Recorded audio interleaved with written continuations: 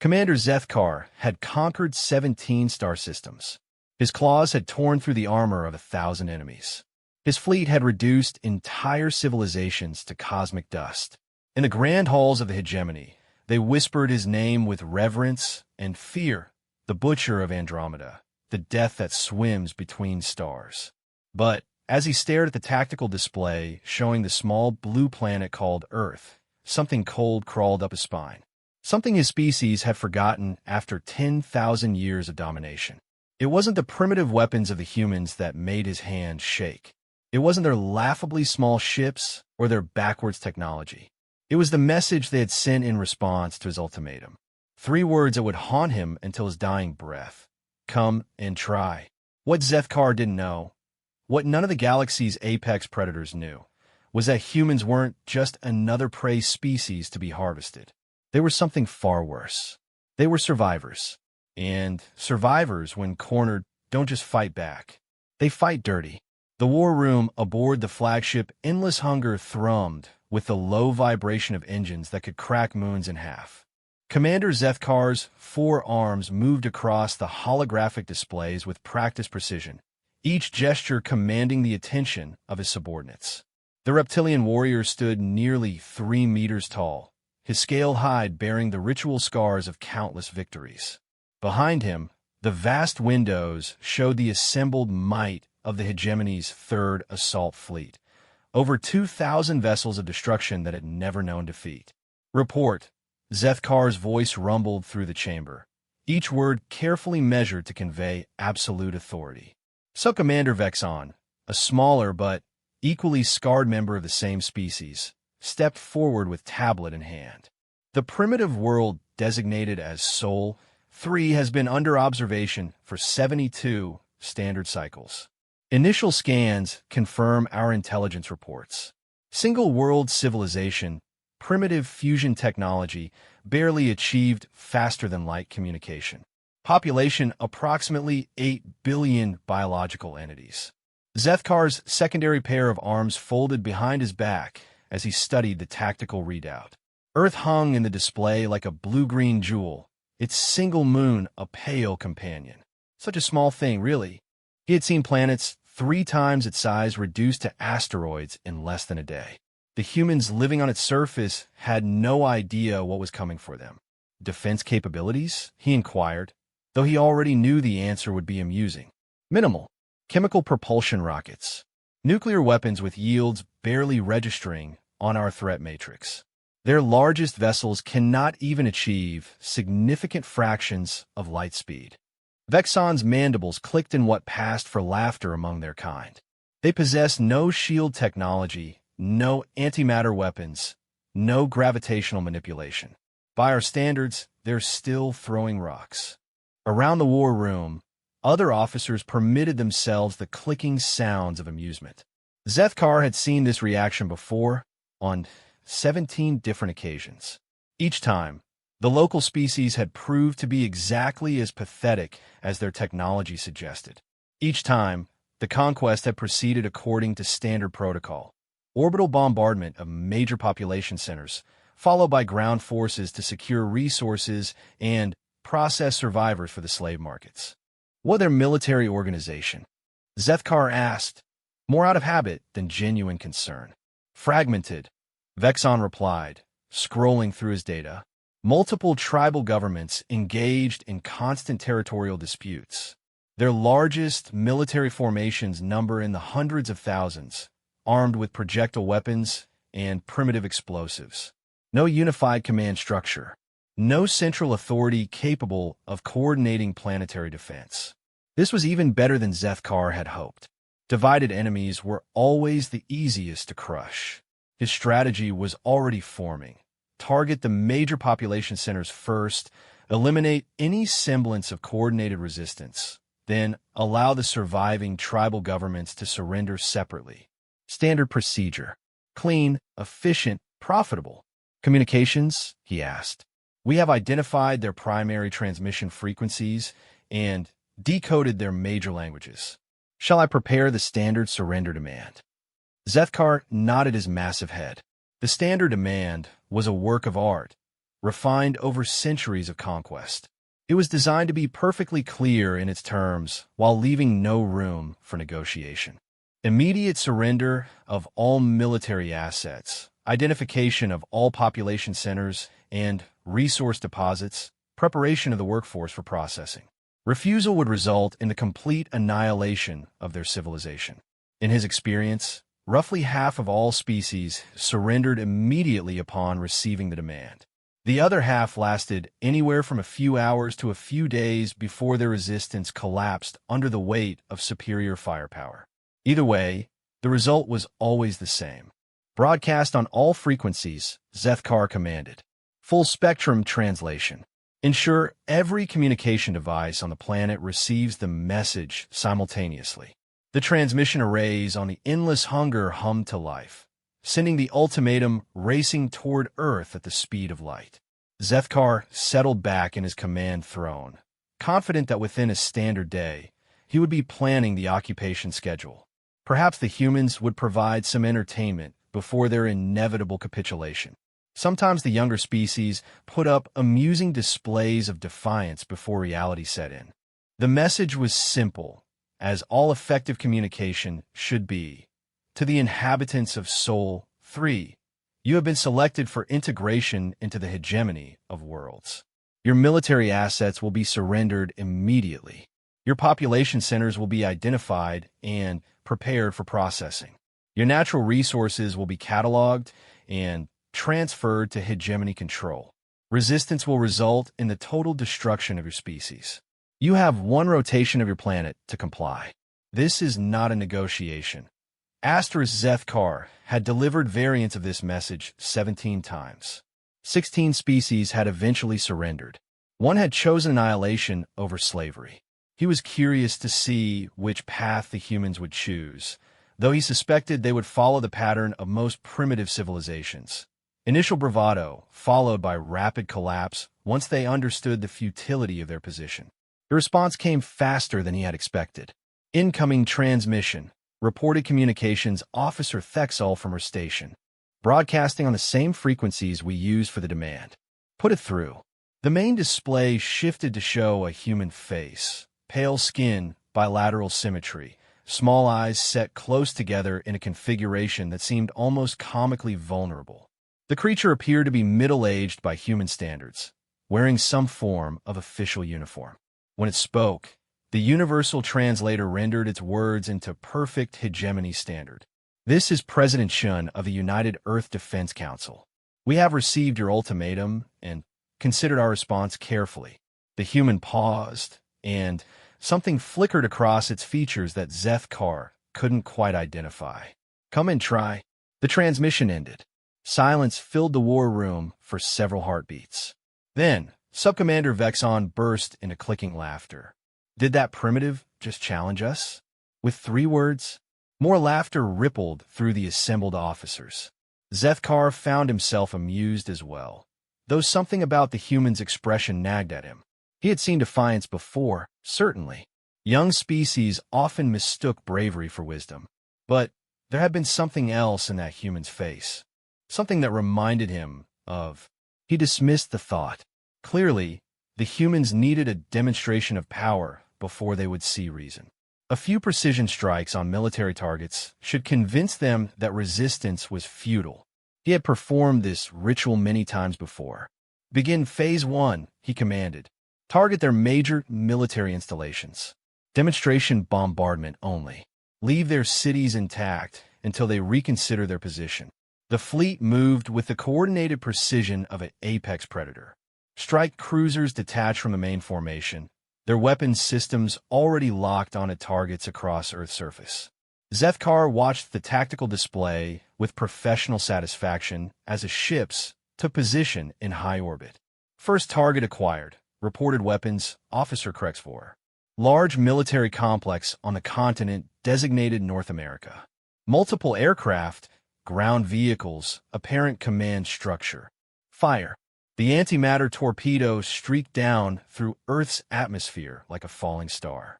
Zethkar expected to see the familiar bloom of vaporized matter, the expanding shockwave that would erase square kilometers of enemy infrastructure in seconds.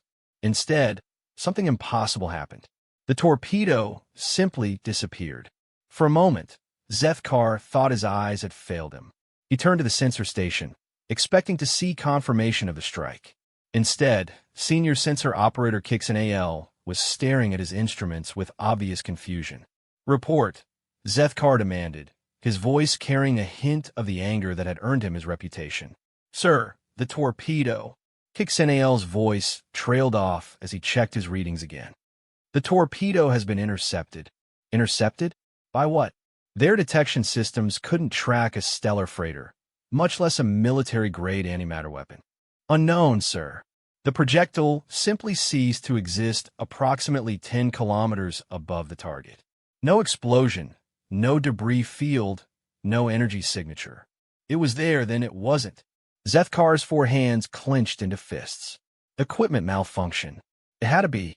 The alternative, that a primitive species had somehow neutralized hegemony military technology, was beyond consideration.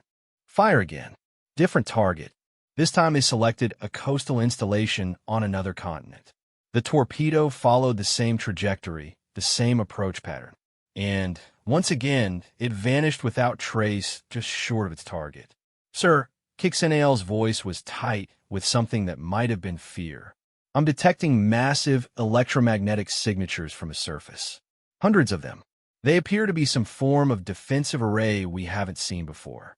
Zethkar studied the sensor readings, his reptilian brain struggling to process what he was seeing. The electromagnetic signatures were indeed massive, but more concerning was their distribution. They weren't concentrated around military installations or population centers as any rational defense system would be. Instead, they seemed to blanket the entire planet in an overlapping network of coverage. "How long have those systems been active?" he demanded. "Unknown. They weren't there during our initial surveys." "Weren't there, or weren't active?" "Sir," Kixanael's voice dropped to barely above a whisper.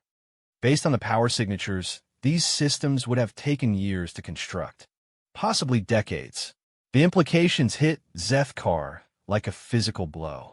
If the humans had possessed this level of defensive technology for years, why had they hidden it? Why had they allowed his fleet to approach unmolested? Why had they waited until now to reveal their capabilities? Unless, communications, give me a direct link to that human leader. Now, the same face appeared on the main display, though this time the human was clearly in some form of command center.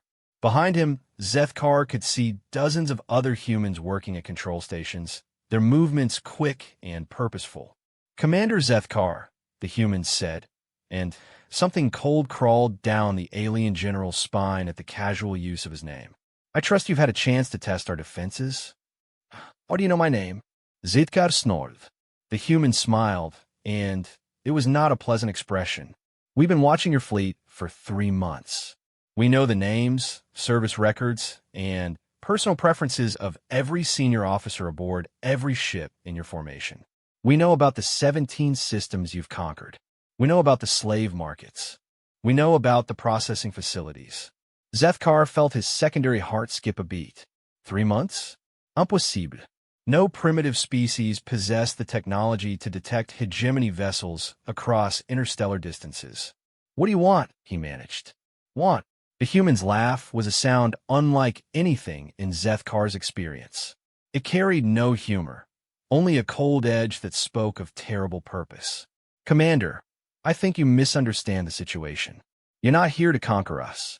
You're here because we wanted you here." The war room fell silent except for the hum of machinery. Zethkar's officers exchanged glances that spoke of growing unease. "Explain," Zethkar commanded, though his voice lacked its usual authority.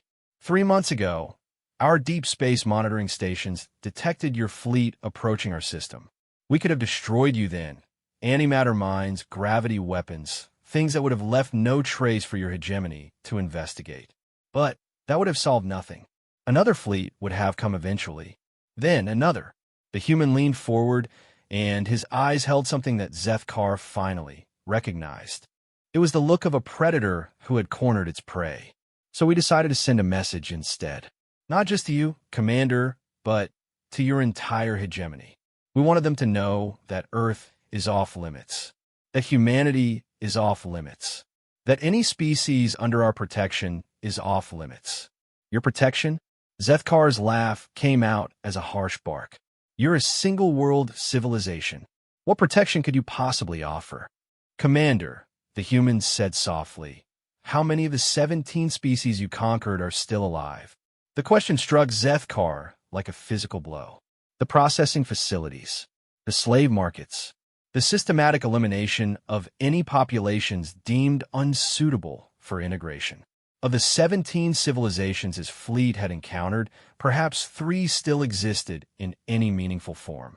We know about the camps, the human continued. We know about the culling protocols. We know about the breeding programs. And we've decided that's going to stop. You're insane, Zethkar whispered. Do you have any idea what you're challenging? The hegemony controls half the galaxy. Thousands of worlds, billions of ships, populations that dwarf yours by factors you can't even comprehend. The human nodded. We know. That's why we need to make sure our message is very, very clear. Something in the human's tone sent ice through Zethkar's veins. Around him, his officers were beginning to show signs of genuine alarm. Several were checking their personal weapons, a reaction he had never seen in a hegemony war room. What message? He asked. The message is simple, Commander. Earth is protected. Humanity is protected. And anyone who tries to harm either will learn what happens when you corner an apex predator. The transmission ended, leaving Zethkar staring at a blank screen. In the silence that followed, he became aware of new sounds, quiet alarms, urgent whispers from the sensor stations, the subtle vibration that indicated ships were moving to battle stations. Sir, Kixanel called out, his voice tight with panic. I'm detecting massive energy signatures throughout the system. They're everywhere. Zethkar turned to the tactical display and felt his blood turn to ice. The seemingly empty space around Earth was lighting up like a festival celebration. Ships, hundreds of them, thousands of them, were decloaking in perfect formation around his fleet. Ships that should not have existed, carrying technology that should not have been possible, moving with coordination that spoke of decades of preparation. Where did they come from? He whispered. Unknown.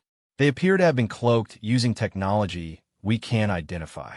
Sir, Kixanael's voice broke slightly. They have us completely surrounded. Every escape vector is blocked. Zethkar's mind raced, trying to process what he was seeing. This was impossible. The humans were primitives. Their technology was centuries behind hegemony standards. They couldn't have built a fleet like this, couldn't have developed cloaking technology that surpassed his own sensors, couldn't have. Sir, Communications Officer Thexol called out. Incoming transmission from the human fleet. They're requesting surrender. For the first time in his military career, Zethkar laughed from genuine hysteria rather than amusement. They want us to surrender? To them. Sir, you need to see this. The main display lit up with technical specifications, detailed schematics of every ship in his fleet. Not general classifications, but exact blueprints showing weapon placements, shield generators, crew quarters, even the location of his personal cabin. The data was so detailed, so precise, that it could only have come from direct scans of his vessels. But that was impossible. His ships were shielded against all known scanning technology. Ow, he whispered. The human face reappeared on screen. Nanotechnology, Commander. Microscopic devices delivered through your own supply chains.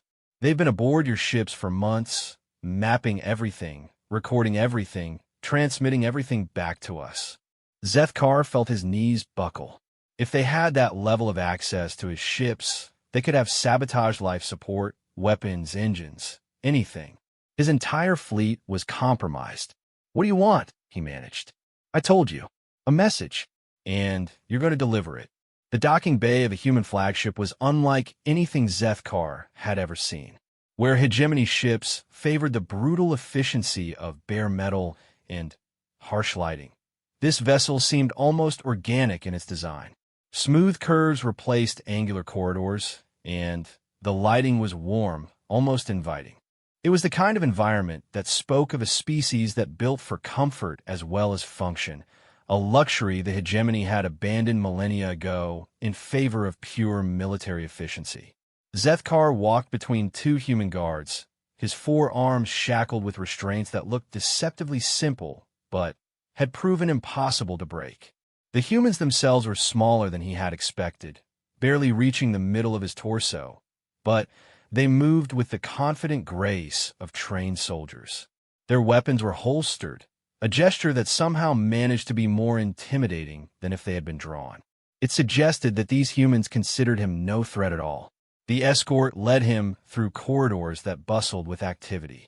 Humans in various uniforms moved with purposeful efficiency, their faces showing no fear or curiosity at the sight of their alien prisoner.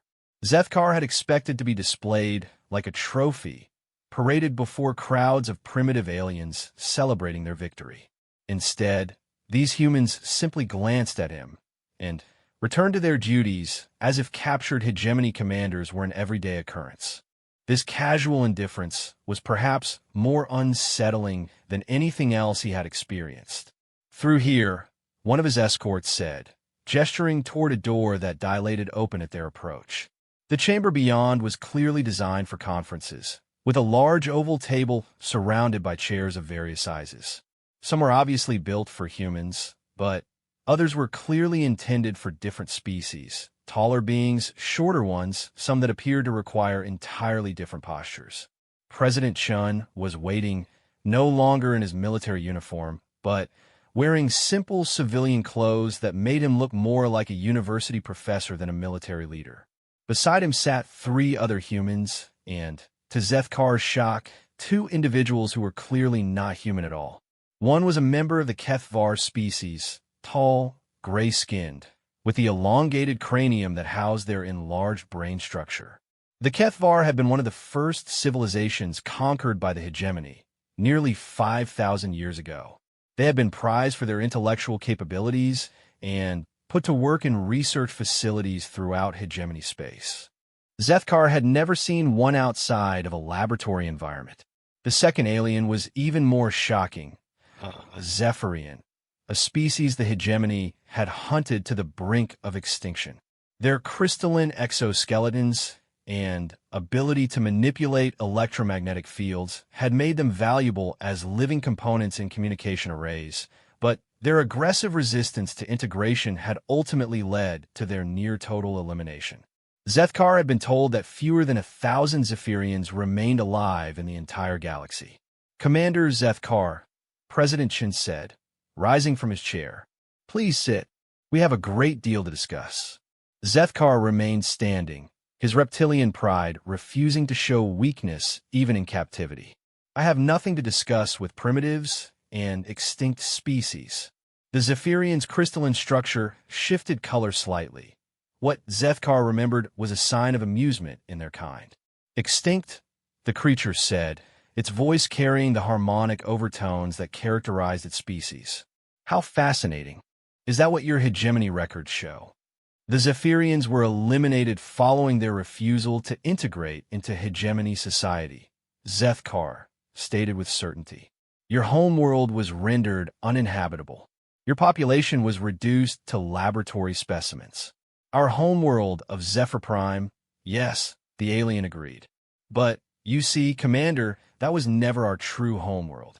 It was simply the most recent planet we had colonized. My people have been spacefaring for over 50,000 years. We had colonies in hundreds of systems long before your hegemony even existed." Zethkar felt something cold crawl up his spine. "Impossible. Our records are complete." The HFY spoke for the first time, his voice carrying the dry precision that characterized his species.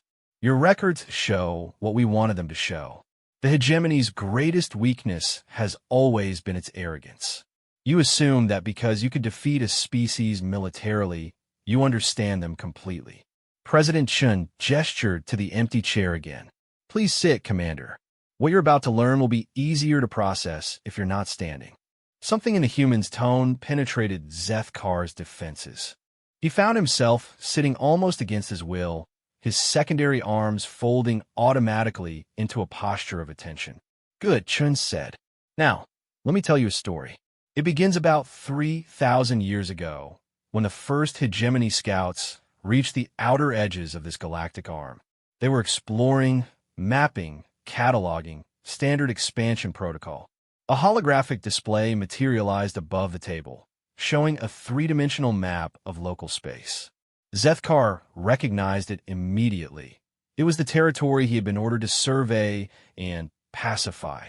What they didn't know, Chin continued, was that they weren't the first to explore this region. They weren't even the second or the third. There was already a network here, a quiet alliance of species that had learned to value cooperation over conquest. The map changed, showing subtle connections between star systems.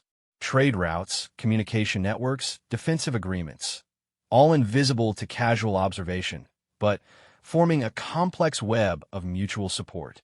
The Kethvar had been fleeing hegemony expansion for centuries, the human explained. The Zephyrians had been conducting a strategic withdrawal, abandoning visible colonies while establishing hidden bases. Dozens of other species had chosen concealment over confrontation. And humanity? Zethkar asked, though he was beginning to fear the answer. Humanity was late to the party, Chin admitted with a smile. We didn't achieve faster-than-light travel until about 200 years ago. When we finally reached interstellar space, we found ourselves in the middle of something much larger than we had imagined. The Zephyrians' crystalline structure shifted again. Your species was interesting. Most races that encounter the hegemony either surrender immediately or fight until they're destroyed. Humans did neither. You gathered information. We spent 50 years just listening, one of the other humans added. She was wearing a uniform that Zethkar didn't recognize, with insignia that suggested high rank. We intercepted communications, tracked ship movements, analyzed trading patterns. We learned everything we could about the hegemony before you even knew we existed. And what we learned, Chun continued, was that you were very good at conquering civilizations, but very bad at understanding them. You would defeat their military forces, process their populations, exploit their resources, and assume you had achieved total victory. You never looked deeper. The Kethvar leaned forward slightly. The hegemony conquered my people's visible infrastructure. They enslaved those of my kind who were captured. But they never found our real archives, our true research facilities, our hidden colonies. They assumed that what they could see was all that existed. Same with us, the Zephyrian added. You destroyed our apparent homeworld, harvested those unfortunate enough to be caught there, and declared us extinct. You never realized that Zephyr Prime was just a decoy, a deliberately visible target to draw your attention away from our real holdings. Zethkar's mind reeled. If what they were saying was true, then the hegemony's expansion had been built on a foundation of illusion. Countless species that had appeared to be conquered might still exist in hidden enclaves, nursing their wounds and planning their revenge. How many, he whispered. How many species have evaded complete destruction? Chen asked. 17. The same 17 that your fleet has reportedly conquered over the years. The room spun around Zethkar. That's impossible. I led those campaigns personally. I saw the surrenders, oversaw the processing facilities. You saw what we wanted you to see, the Kethvar said gently. The individuals who surrendered were volunteers, heroes who chose to sacrifice themselves to maintain the illusion. The populations you processed were carefully selected groups, enough to seem authentic, but not enough to damage our real communities. The processing facilities were genuine, the Zephyrian added. The suffering was real. We don't minimize the cost of maintaining this deception. But it was necessary to buy time for something larger. Chun stood and walked to the holographic display. With a gesture, the map expanded to show the entire galactic arm. What had appeared to be random scattered civilizations now revealed itself as an intricate network spanning thousands of star systems. The Terran Federation, Chun announced, 23 member species, working together for the last 3 centuries. We've been building while the hegemony has been conquering, preparing for the day when we would be strong enough to push back. This is insane, Zethkar snarled, his composure finally cracking. Even if what you say is true, the hegemony controls half the galaxy. You can't fight an empire that size. You're right, Chen agreed. We can't fight an empire that size. That's why we're not going to fight it. What does that mean? The human smile was cold and predatory. It means, Commander, that the hegemony's expansion ends here. Not because we'll destroy your fleets in glorious battle, but because we're going to make expansion impossible. Another gesture, and the holographic display shifted to show detailed intelligence on hegemony infrastructure. Fleet positions, supply lines, communication networks, administrative centers, all laid out with precision that spoke of decades of careful observation. We've been inside your territory for over a century, the human in the unrecognized uniform explained. Our people look enough like some of your subject species that infiltration wasn't difficult. We've mapped everything, understood everything, planned for everything. Infiltration is just intelligence gathering, Zethkar protested. It doesn't give you military capability. The Zephyrian made a sound that might have been laughter. Commander, do you know what happens when Zephyrian electromagnetic manipulation technology is combined with human nanotechnology and Kethvar computational power? I don't care about your theoretical research projects. Not theoretical, Chen said quietly. Every hegemony ship currently relies on integrated computer systems to manage life support, navigation, weapons, communications. Every planet depends on orbital installations for traffic control and defense. Every supply line runs through automated waypoints and scheduling systems. The implications hit Zethkar like a physical blow. You can't possibly have compromised all of those systems. Not all, Chen admitted, just the critical ones. Enough to ensure that any major hegemony offensive would face immediate supply disruptions, communication failures, and equipment malfunctions. You're talking about an act of war against half the galaxy. No, the Kethvar corrected. We're talking about an act of liberation. The hegemony has spent millennia building an empire based on terror and slavery. We're simply going to demonstrate that empire's true vulnerability. Chen returned to his seat and leaned forward across the table. Here's what's going to happen, Commander. You're going to return to hegemony space. You're going to report that Earth is protected by advanced defensive technology, which is true. You're going to recommend that this system be classified as too costly to conquer, which is also true. And if I refuse, then your fleet will simply disappear. Your hegemony will eventually send investigators who will find debris that suggests you encountered a natural phenomenon, perhaps a rogue black hole or an antimatter storm. Sad, but these things happen in deep space. Zethkar stared at the humans, trying to read their faces. Everything about this situation defied his understanding of how the galaxy worked. Primitive species didn't form complex alliances. They didn't maintain long-term deceptions. They didn't threaten the hegemony with anything other than futile last stands. Why? He finally asked. Why reveal any of this? If your deception has been so successful, why risk exposing it now? Chen's expression grew serious. Because it's time, Commander. We've spent 3 centuries building, planning, preparing. We've rescued what we could of the species the hegemony has targeted. We've established hidden colonies, developed new technologies, created a foundation strong enough to support what comes next, which is the end of the hegemony's expansion, and eventually the end of the hegemony itself. The words hung in the air like a death sentence. Zethkar found himself gripping the edge of the table, his claws leaving scratches in the surface. You have no idea what you're challenging, he whispered. The hegemony has resources beyond your imagination. Fleets that could darken the skies of 100 worlds. Weapons that could crack planets in half. All of which depend on the infrastructure we've been quietly compromising for the last century, the human in uniform pointed out. Commander, what happens to a fleet when its navigation systems provide false coordinates? What happens to weapons when their targeting computers develop sudden malfunctions? What happens to an empire when its supply chains begin experiencing random delays and equipment failures?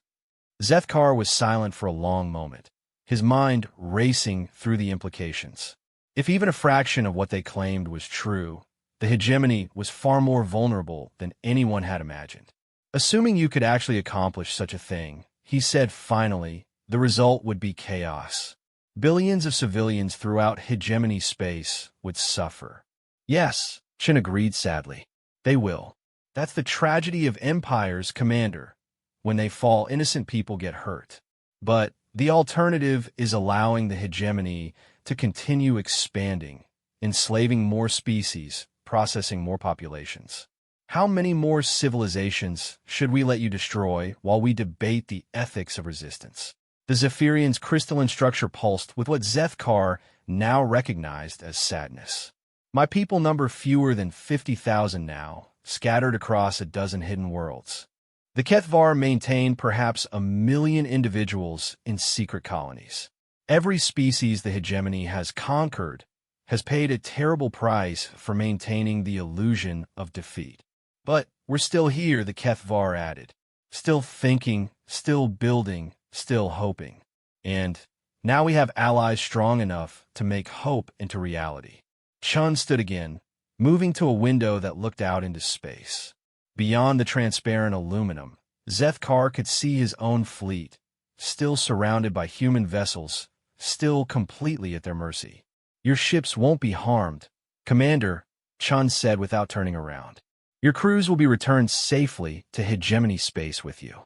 But they'll be carrying something else as well, nanoscale devices that will integrate with your ship's systems over time. Insurance, you might call it. You mean sabotage. I mean leverage. The ability to ensure that your fleet never again participates in the conquest and processing of innocent civilizations. Zethkar felt the last of his illusions crumbling. This is madness. Even if everything you've told me is true, you can't fight the entire hegemony with hidden bases and sabotage. Chen finally turned around, and his expression was no longer that of a simple human leader. It was the look of someone who had seen the darkest possibilities of the galaxy and chosen to stand against them. Watch us. The journey back to hegemony space took 18 standard days, 18 days during which Zethkar found himself staring at the stars and questioning everything he had believed about the galaxy. His fleet moved in perfect formation, every ship responding normally to commands, every system functioning within acceptable parameters. To any outside observer, they would appear to be a successful returning expedition, confident in their victories and secure in their power. But Zethkar knew better. He could feel the invisible weight of human technology buried somewhere in his ship's systems, microscopic devices that could presumably disable his vessel at any moment. His crew went about their duties with professional efficiency, unaware that their ship had been compromised in ways they couldn't detect or understand. What haunted him most wasn't the technology itself, but what it represented. The humans and their allies had demonstrated a level of strategic thinking that the hegemony had never encountered before. Every previous enemy had been reactive, responding to hegemony aggression with their own military forces. But the Terran Federation had been proactive, spending centuries infiltrating and undermining their target before striking. Subcommander Vexon approached his command throne with the hesitant gait of someone who wasn't sure of his reception. Sir, we're receiving the standard return-to-base queries from Hegemony Command. How should we respond? Zethkar considered the question carefully. The truth would sound insane to anyone who hadn't experienced it directly. An alliance of supposedly extinct species, led by primitives, claiming to have compromised the fundamental infrastructure of the greatest empire in the galaxy? His superiors would assume either madness or cowardice. Standard response, he said finally.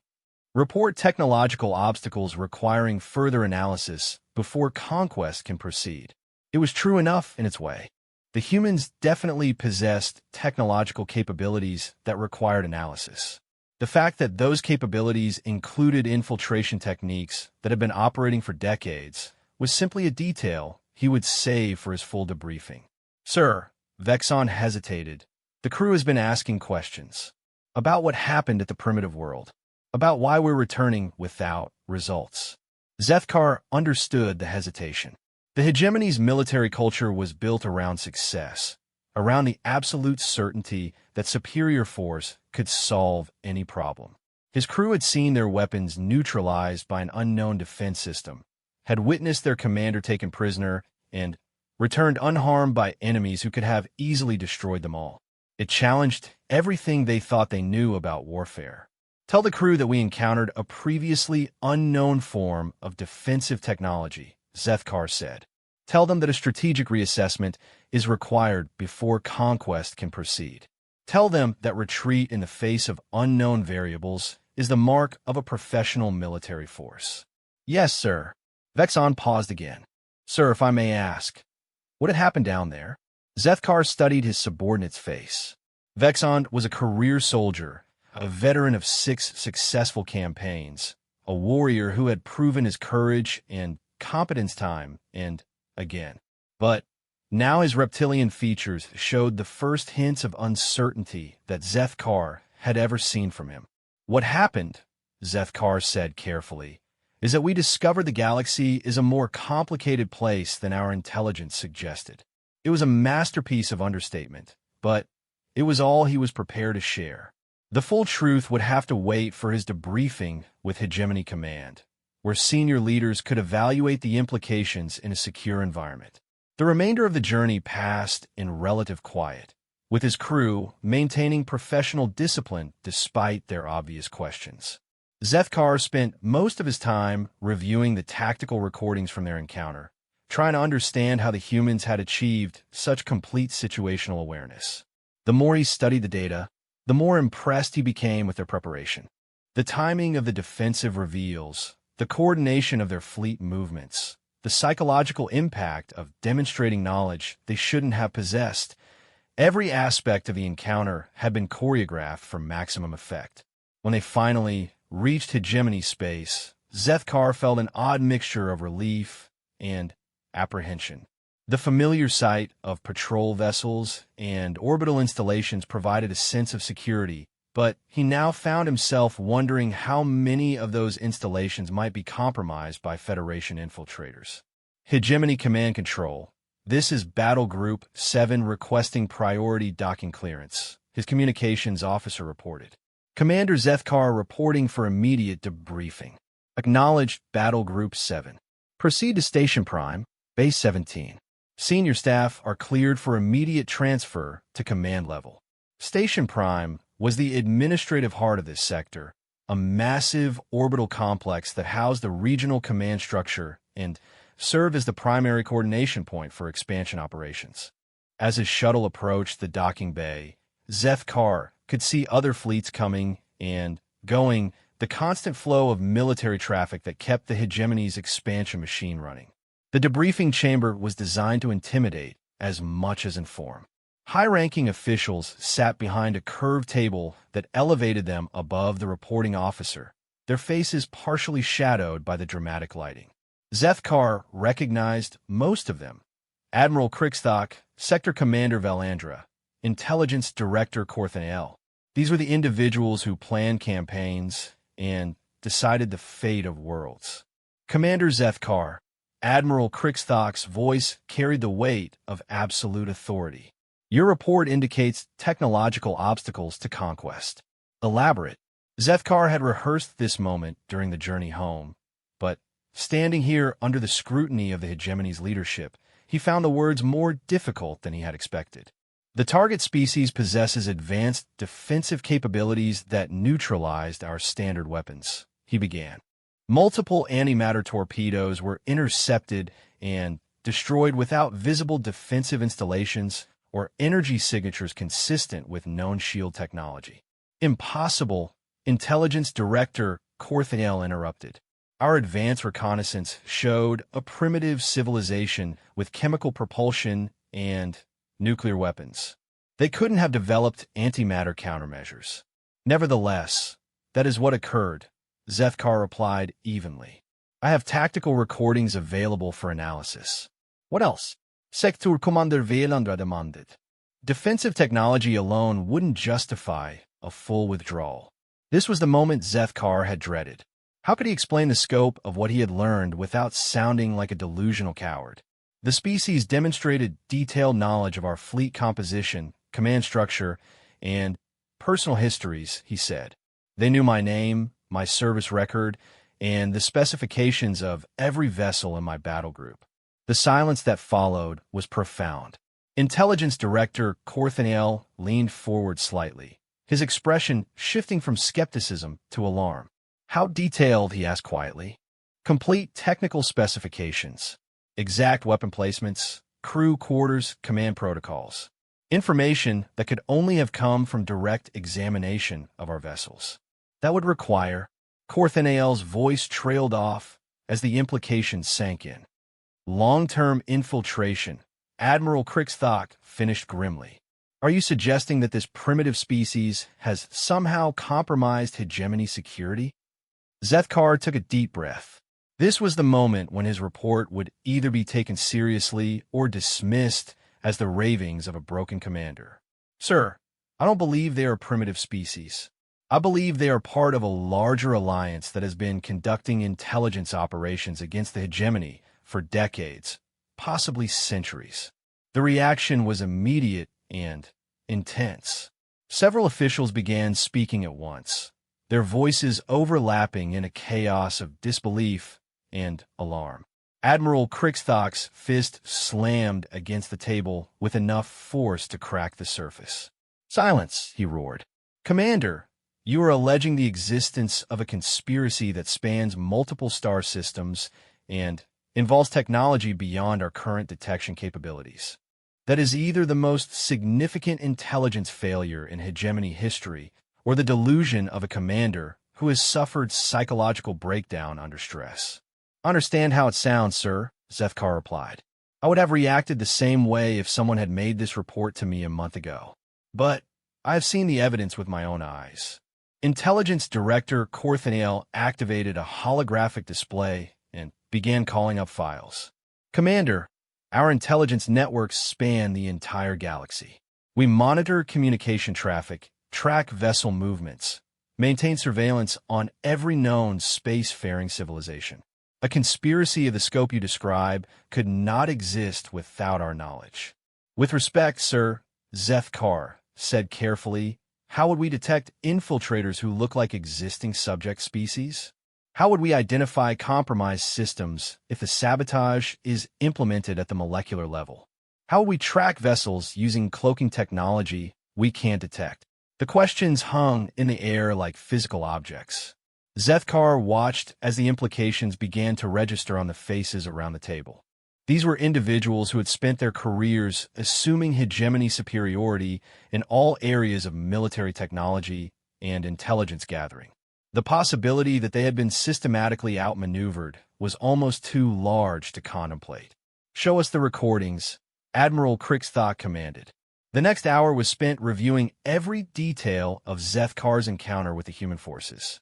The failed weapons tests, the sudden appearance of cloaked vessels, the demonstration of detailed intelligence about hegemony capabilities, all of it laid out with clinical precision.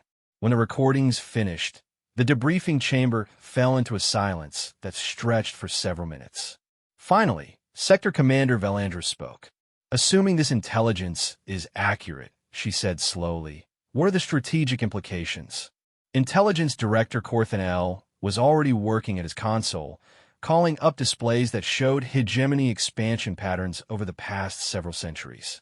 If this alliance has been operating as long as the commander suggests, they could have infiltrated any or all of our previous conquest targets.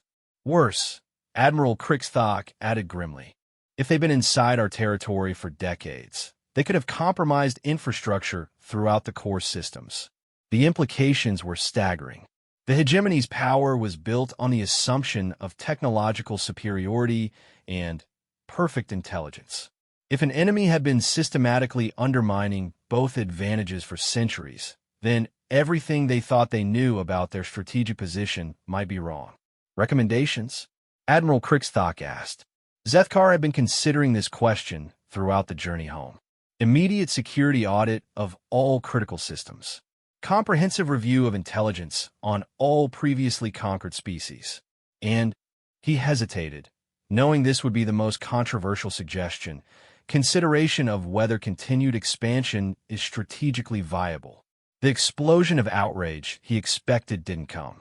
Instead, the senior officers exchanged glances that spoke of shared concern. These were professional military leaders, and they understood the difference between tactical setbacks and strategic catastrophes. The hegemony does not retreat, Admiral Kriegstock said finally, but his voice lacked its usual conviction. No, sir, Zethkar agreed. But the hegemony also doesn't advance into prepared kill zones. If this alliance has the capabilities they demonstrated, then any expansion into their territory would be a massacre. Intelligence Director Korthanael looked up from his displays. Commander, did these humans make any specific demands or threats? They said they wanted to send a message. They said expansion into their territory would be opposed. They implied that continued hegemony expansion in general would face increased resistance. Implied how? Zethkar remembered the cold certainty in President Chen's voice, the casual way he had described compromising hegemony infrastructure. They suggested that our supply lines and communication networks were more vulnerable than we realize. The silence that followed was the most frightening thing Zethkar had ever experienced. These were the individuals who commanded the military might of half a galaxy, and they were genuinely afraid. How long before word of this spreads to other commands? Sector Commander Valandra asked. Unknown, Admiral Kriegstock replied. But if this alliance is as capable as the commander suggests, they may already be implementing their threats against other sectors. As if summoned by his words, an aide hurried into the chamber carrying a priority message pad. Admiral Kriegstock read it quickly, his expression growing darker with each line. Gentlemen, he said quietly, we may have our answer sooner than expected. Sector Command reports communication failures throughout the Outer Rim territories. Supply convoys are reporting navigation malfunctions. 3 separate fleet operations have been delayed due to equipment failures. The message was clear. Whatever the humans had threatened, it was already beginning. And, somewhere in the back of his mind, Zethkar found himself wondering if his own ship was still under his control, or if every command he gave was only implemented because the invisible masters of his vessel chose to allow it. The war, it seemed, had already begun. The hegemony just hadn't realized they were losing. 6 months after his encounter with the humans, Zethkar found himself standing in the ruins of what had once been the pride of hegemony military engineering. The orbital shipyard above Kethveron Prime had been capable of producing a battle cruiser every 8 days, its automated systems running with the precision that had made hegemony expansion possible. Now, it was a twisted mass of metal and debris drifting in slowly expanding clouds around the planet it had once protected. The official reports called it a catastrophic systems failure, a cascade of malfunctions that had overwhelmed every safety protocol and resulted in the complete destruction of the facility. 40,000 personnel lost, along with the production capability of an entire sector. Zethkar knew better. This was what targeted sabotage looked like when implemented by beings who understood technology better than its creators. Sir, Subcommander Vexon's voice carried the strain that had become common among hegemony officers over the past months. Engineering reports another malfunction in the navigation array. Third one this week. Zethkar nodded without surprise. Every ship in his battle group had been experiencing increasingly frequent equipment failures since their return from Earth. Nothing critical enough to disable them completely, but enough to reduce their operational efficiency by nearly 30%. Their weapons took longer to charge, their shields required constant recalibration, their communications suffered random interference. The invisible passengers aboard their vessels were making their presence known. How long for repairs? He asked. 6 hours, assuming we can find compatible replacement components. The fabricators are producing parts that don't quite match specifications. Nothing major. Tolerances are off by fractions of percent, but enough to cause integration problems. Zethkar closed his eyes and tried to imagine the level of technological sophistication required to corrupt fabrication systems so subtly. The humans and their allies weren't just sabotaging existing equipment. They were ensuring that replacement parts would also be compromised. It was like fighting an enemy that lived inside the very atoms of their technology. Very well. Continue repairs and maintain patrol schedule. The bridge of his flagship had become a study in barely controlled frustration over the past months. His crew went about their duties with professional competence, but he could see the questions in their eyes. They knew something was wrong, but the nature of the threat was so far beyond their experience that they had no framework for understanding it. "Sir," his communications officer called out, "priority message from Sector Command." Zethkar accepted the transmission, though he suspected he already knew what it would contain. The reports had been coming in from across hegemony space with depressing regularity. Supply chains disrupted, communication networks compromised, fleet operations delayed or canceled entirely. Admiral Krixthok's image appeared on the main display, but the composed authority that had once characterized his demeanor was now replaced by something that looked uncomfortably like fear. "Commander Zethkar, you are ordered to return to Station Prime immediately. Priority Alpha clearance. Come alone." The transmission ended without explanation, leaving Zethkar staring at a blank screen. Priority Alpha was reserved for situations that threatened the fundamental security of the hegemony itself. In his career, he had never seen it used. The journey to Station Prime revealed the true scope of what the Terran Federation had accomplished. Everywhere Zethkar looked, he could see signs of systematic disruption. Patrol routes had been abandoned due to equipment failures. Supply convoys traveled in smaller groups, their schedules constantly revised to account for malfunctions and delays. The steady flow of military traffic that had once characterized hegemony space had been reduced to a cautious trickle. Station Prime itself showed visible signs of the new reality. External docking bays that should have been busy with arriving vessels stood empty. The usual bustle of administrative traffic had been replaced by an atmosphere of barely controlled emergency. Guards at security checkpoints carried backup weapons, suggesting that even their primary equipment was no longer considered reliable. The briefing chamber where Zethkar had made his original report had been replaced by a smaller, more secure facility deep within the station's core. Admiral Krixthok was there, along with Intelligence Director Korthanael and several other senior officials Zethkar didn't recognize. Their faces carried the haggard look of individuals who had been working without rest for months. "Commander," Admiral Krixthok said without preamble, "your intelligence regarding the human alliance has proven accurate beyond our worst projections." A holographic display materialized above the table, showing a map of hegemony space marked with red indicators. There were hundreds of them, scattered across dozens of sectors.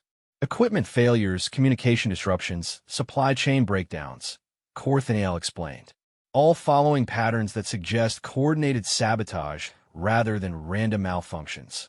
"How extensive?" Zethkar asked, though he feared the answer. 60% of our fleet operations have been compromised to some degree, Admiral Krixthok replied.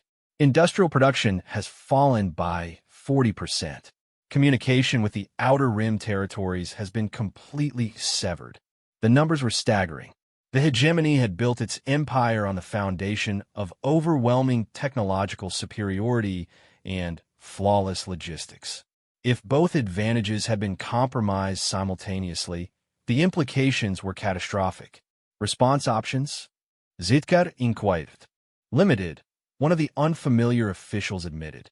"We can't fight an enemy we can't detect using technology we can't trust. Every system purge we attempt seems to miss critical components.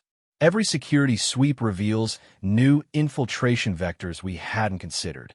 Intelligence Director Korthanael activated another display, this one showing communication intercepts from across hegemony space.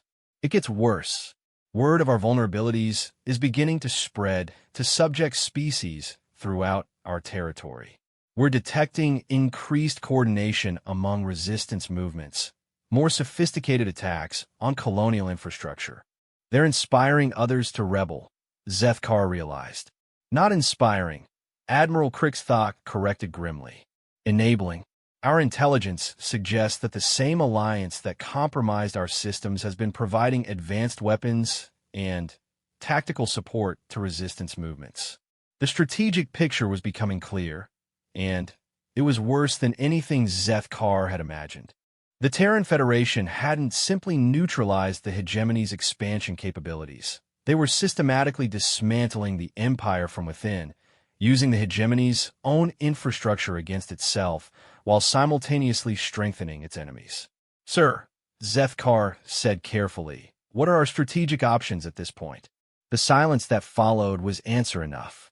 These were military leaders who had spent their careers planning conquest and expansion.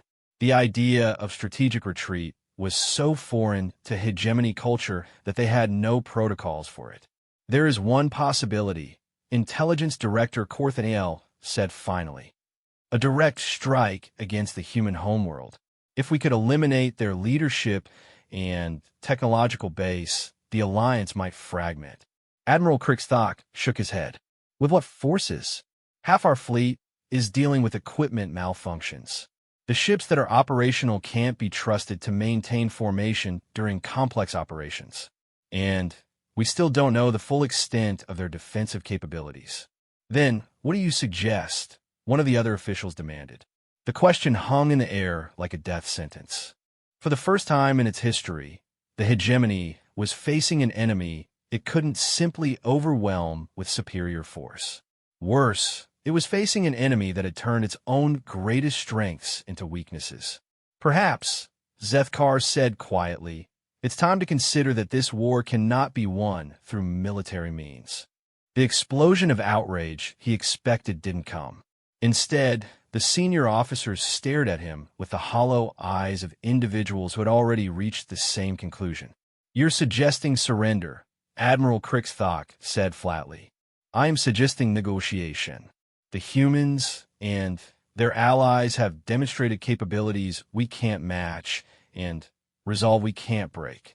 Continuing to fight will only result in the complete collapse of hegemony infrastructure. The hegemony does not negotiate with subject species, Intelligence Director Korthanael stated, but his voice lacked conviction. The humans are not subject species, Zethkar replied. They never were. We simply made the mistake of thinking they were. Another long silence filled the chamber. Finally, Admiral Krixthok spoke. What terms do you think they would accept? It was a question that would have been unthinkable 6 months earlier. The fact that it was being seriously considered now spoke to how completely the strategic situation had changed. Based on my interactions with their leadership, I believe they would accept cessation of expansion activities and withdrawal from territories containing the species they're protecting. That's nearly a third of our current holdings, one of the officials protested. Yes, Zethkar agreed, but it's better than losing everything. The debate that followed lasted several hours, but the conclusion was inevitable. The hegemony's military advantage had been so completely neutralized that they had no viable options other than negotiation. 3 days later, Zethkar found himself back aboard his flagship, but this time his destination was Earth. Not as a conqueror, but as an ambassador carrying terms of ceasefire and a request for formal negotiations. The journey gave him time to contemplate how completely the galaxy had changed in such a short time. The hegemony had ruled through fear and superior technology for millennia, convinced that their advantages would always be sufficient to overcome any opposition. But the humans and their allies had demonstrated something more dangerous than advanced weapons or defensive systems. They had demonstrated that intelligence, patience, and coordination could triumph over raw power. As his fleet approached the Sol system, Zethkar received the same polite but firm instructions he had been given 6 months earlier. Proceed to designated coordinates, maintain minimal shields, prepare for escort to negotiation site. This time, he followed the instructions without question. The negotiation facility was located on Luna, Earth's moon, in a complex that had clearly been built specifically for this purpose. The architecture was a fascinating blend of styles, incorporating design elements from dozens of different species. It was, Zethkar realized, a physical representation of the alliance that had brought the hegemony to its knees. President Chun was waiting in the main conference chamber, along with representatives from species that Zethkar had thought were extinct or enslaved. The Kethvart diplomat who had been present during his first capture was there, as was the Zephyrian whose people had supposedly been eliminated 5,000 years ago. Others were present who he didn't recognize, species that had apparently evaded hegemony expansion entirely through concealment and misdirection. Commander Zethkar, President Chin said, rising from his chair, "Welcome back. I trust you've had time to consider our previous conversation." "I have," Zethkar replied, "and I bring authorization to negotiate on behalf of the Hegemony High Command." "Excellent. Please sit. We have much to discuss." The negotiations lasted 6 days. The terms were harsh, but not impossible. Complete cessation of expansion activities, withdrawal from 17 star systems, reparations to affected species, and ongoing monitoring to ensure compliance. In exchange, the systematic sabotage of hegemony infrastructure would cease, and the Alliance would not actively support resistance movements in remaining hegemony territory. It was, by any measure, a humiliating defeat for an empire that had known only victory for millennia. But, as Zethkar signed the final documents, he found himself feeling something unexpected: relief. The fear that had haunted him for months, the constant awareness that his own technology could be turned against him at any moment, was finally beginning to fade. "Commander," President Chun said, as the formal ceremonies concluded, "there's something I want you to understand. This was never about destroying the hegemony. It was about forcing it to evolve. Explain Zitkar Rikoistit. Empires built on conquest and slavery are inherently unstable. They require constant expansion to maintain themselves, and they inevitably collapse under the weight of their own contradictions. What we've done is simply accelerated that process while providing an alternative." The human gestured toward the viewing window, which showed Earth hanging in space below them. But, more importantly, it showed the ships of a dozen different species working together in the orbital shipyards, building vessels designed for exploration and trade rather than conquest. "The galaxy is large enough for everyone, Commander. Large enough for cooperation instead of domination. Large enough for growth that doesn't require the destruction of others." 6 months later, Zethkar stood on the observation deck of a joint exploration vessel, watching as human and hegemony engineers worked side by side to solve technical problems that neither species could have handled alone. The transition had been difficult. Hegemony culture was not designed to accommodate cooperation with equals, but it was happening. The empire still existed, but it was becoming something different, something better. And for the first time in his military career, Zethkar found himself looking forward to what they might discover among the stars, rather than what they might conquer. The day he learned what true terror meant had also been the day he learned what true hope looked like. It looked like beings from dozens of worlds working together, building something larger than any empire, something that could last longer than any conquest. It looked like a future where strength came from unity rather than domination. It looked, he realized, like peace.